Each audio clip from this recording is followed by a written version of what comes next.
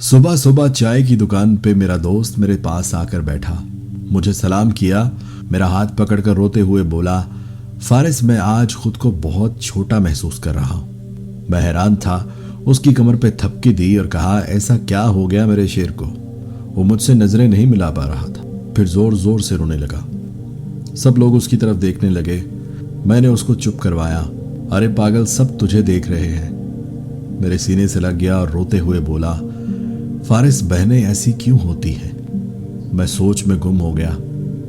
मैं गहरी सोच में चला गया और पूछा कि ऐसा क्यों बोल रहे हो, ऐसा क्या हुआ? वो कहने लगा, फारिस पता है, बहन की शादी को 6 साल हो गए हैं। मैं कभी उसके घर नहीं गया, ईद शबरात पर भी नहीं गया।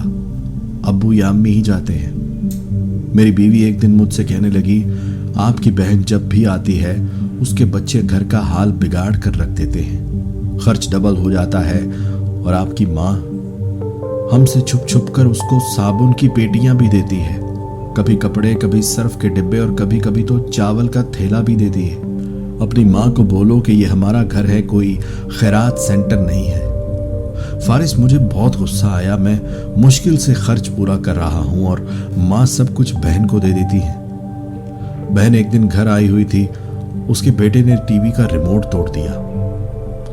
मैं माँ से गुस्से में कह रहा था, माँ बहन को बोलो यहां पर सिर्फ ईद को आया करे, और ये जो आप साबुन, सर्फ और चावल का थैला भरकर देती है ना, इसको भी बंद कर दे सब। माँ चुप थी, लेकिन बहन ने सारी बातें सुन ली, पर वो बोली कुछ नहीं थी। 4 बज रहे थे। अपने बच्चों को तैयार किया और कहने लगी, भाई मुझे बस स्टॉप तक छोड़ आओ। मैंने झूठे मुंह कहा कि कुछ दिन और रह लेती। वो मुस्कुराकर बोली, नहीं भाई, बच्चों की छुट्टियां खत्म होने वाली हैं। फिर जब हम दोनों भाइयों में जमीन का बंटवारा हो रहा था ना, तो मैंने साफ इनकार किया। मैंने कहा, भाई मैं अपनी जमीन से बहन को हिस्सा नहीं दूंगा। वो बहन सामने बैठी थी, बिल्कुल खामोश थी, कुछ नहीं बोली थी। माँ ने कहा कि बेटी का हक भी बनता है, लेकिन मैंने बुरा भला बोलकर कहा कि कुछ भी हो जाए मैं बहन को हिस्सा नहीं दूंगा। मेरी बीवी ने भी बहन को बुरा भला कहा और वो बेचारी खामोश थी। कोरोना के दिन है, फारिस काम काज है नहीं। मेरे बड़े बेटे को टीबी हो गई है। मेरे पास उसका इलाज करवाने के पैसे नहीं, बहुत परेशान था। मैंने लाख रुपए कर्ज भी ले लिया था। भूख सर पे थी, मैं बहुत परेशान था। कमरे में अकेला बैठा था, शायद रो रहा था हालात पे कि इतने में बहन फिर से आ गई। बीवी मेरे पास आई और कहा कि कोई जरूरत नहीं गोश्त या बिरयानी पकाने की, घर पे जो पका हुआ है वही दे दूंगी। मैं अंदर सुस्ता रहा था कि थोड़ी देर बाद बहन अंदर आ गई और कहने लगी, भाई परेशान हो? मैं मुस्कुराया और कहा, नहीं ऐसी कोई बात नहीं है।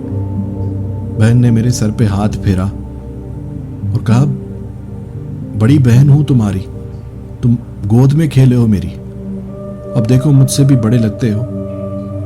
फिर मेरे करीब हुई और अपने पर्स से सोने के कंगन निकालकर मेरे हाथ में रखते हुए बोली कि पागल, तू ऐसे ही परेशान हो रहा है। तेरा भाई शहर गया हुआ था, बच्चे स्कूल थे, मैं सोचा दौड़ते दौड़ते भाई से मिलाऊं।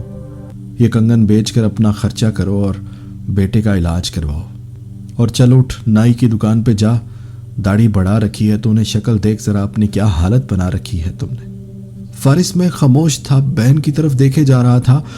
वो आहिस्ता से बोली कि किसी को बताना मत कि कंगन मैंने तुमको दिए। मेरे माथे पर बोसा किया और 1000 रुपये मुझे दिए, जो 150 के नोट थे, शायद उसकी जमा पूंजी थी। वो मेरी जेब में डालकर बोली, बच्चों को गोश्त ला देना, परेशान ना हुआ कर, तेरे भाई को तनख्वाह मिलेगी तो फिर आऊंगी। फारिस वो जब मुड़कर जाने लगी थी ना, उसके पैरों की तरफ मैंने पहली बार देखा था। टूटी हुई जूती पहनी थी उसने, पुराना सा दुपट्टा ओढ़े हुए थी। जब भी आती थी वही दुपट्टा ओढ़ कर आती थी। फारिस बहन की इस मोहब्बत में मैं मर गया हूं। हम भाई कितने मतलब परस्त होते हैं, बहनों को पल भर में बेगाना कर देते हैं, और बहनें भाइयों का जरा सा भी दुख बर्दाश्त नहीं कर सकती। वो हाथ में कंगन पकड़े जोर जोर से रो रहा था। उसके साथ मेरी आंखें भी नम थीं। अपने घर में खुदा जाने कितने दुख सहती है। कुछ लम्हे बहनों के पास जाकर हाल पूछ लिया करें, शायद उनके चेहरे पर कुछ लम्हों के लिए ही एक सुकून आ जाए। अल्लाह पाक सबकी बहनों की झोली खुशियों से भर दे। आमीन।